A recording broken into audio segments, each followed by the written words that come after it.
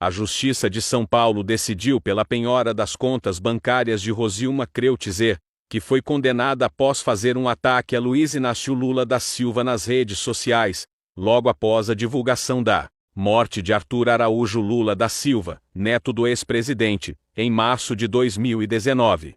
Rosilma, que utiliza o nome Rosiotão nas redes sociais e expressa seu apoio ao presidente Jair Bolsonaro, postou o seguinte comentário na ocasião: "Lamento, sim, a morte de Arthur, assim como lamento a morte de todas as crianças que o Molusco matou por meio da corrupção." Como resultado do processo movido por Lula, Rosilma foi condenada em agosto do ano passado a pagar uma indenização de R$ 2.334,21, que inclui honorários advocatícios e foi atualizada desde então. O juiz Fernando Domingues Ladeira, ao proferir a sentença, afirmou que o texto atentou contra a dignidade de Lula, aproveitando-se da sua dor para buscar popularidade na internet.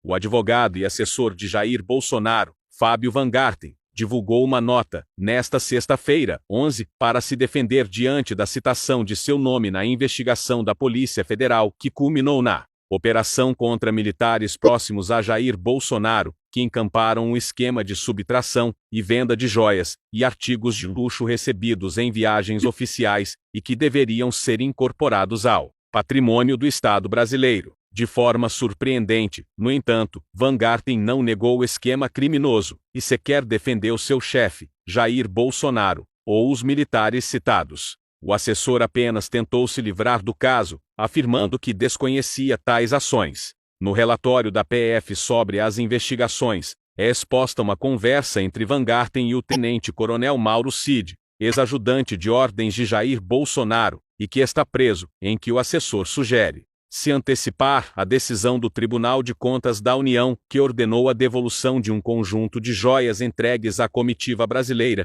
em viagem oficial do ex-presidente, à Arábia Saudita. O ex-presidente do Supremo Tribunal Federal, Joaquim Barbosa, relator do processo do Mensalão, reagiu a uma entrevista de teor golpista concedida pelo senador Hamilton Mourão, ex-vice-presidente da República, ao jornal Estado de São Paulo. Mourão diz que Lula quer alimentar crise com o exército ao demitir comandante, é o título da reportagem. Barbosa, a quem se atribui o início do movimento de criminalização da política, afirmou, no Twitter: Ora, senhor Hamilton Mourão, poupe-nos da sua hipocrisia, do seu reacionarismo, da sua cegueira deliberada e do seu facciosismo político. Fatos são fatos. Mais respeito a todos os brasileiros. Péssimo para o país seria a continuação da baderna, da Xenlit e da insubordinação claramente inspirada e tolerada por vocês, militares. Senhor Mourão, assuma o mandato e aproveite a oportunidade para aprender pela primeira vez na vida alguns rudimentos de democracia. Não subestime a inteligência dos brasileiros, disse.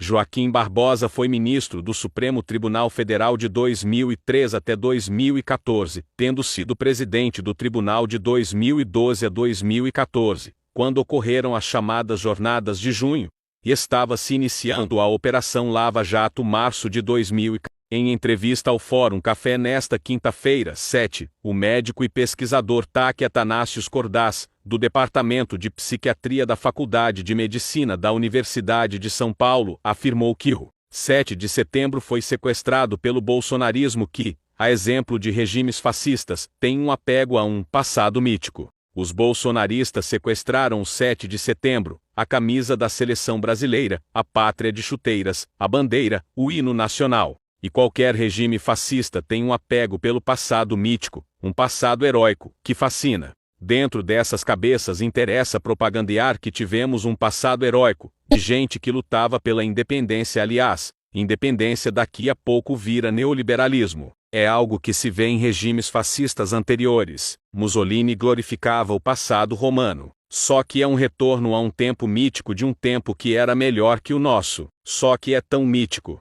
Se vocês forem ver o quadro do Pedro Américo, Independência ou Morte, ele é tão mítico que cercando Dom Pedro I tem os dragões da independência, que nem existiam nessa época, explicou Cordaz. O ex-procurador da Lava Jato e deputado cassado Deltan Dallagnol se mostrou insatisfeito com a decisão do ministro Dias Toffoli, que suspendeu o processo que declarou o ex-juiz da Lava Jato Eduardo Apio suspeito. Deltan questionou se ainda existe justiça no Brasil. Vemos agora a competência universal do ministro Toffoli para anular a Lava Jato, disse, em vídeo publicado nas redes sociais. É inacreditável. Depois da enxurrada de críticas contra a decisão da Odebrecht, o ministro Dias Toffoli dobrou a aposta. Não há limites para o que um ministro do Supremo pode fazer no Brasil. Eles se colocam acima da lei. Eles são supremos, finalizou. Em sua decisão, o ministro do STF afirmou que a declaração de suspeição pelo TRF4 tinha sido ilegalmente exarada. Com isso, Toffoli suspendeu tanto o procedimento administrativo disciplinar quanto a declaração de suspeição de Apio. Para Toffoli, não há como analisar o caso separadamente de tudo o que se passou na 13ª Vara Federal Criminal de Curitiba. Ele propôs que se aguarde a avaliação do CNJ sobre a Operação Lava Jato, para voltar a analisar o processo disciplinar contra o juiz.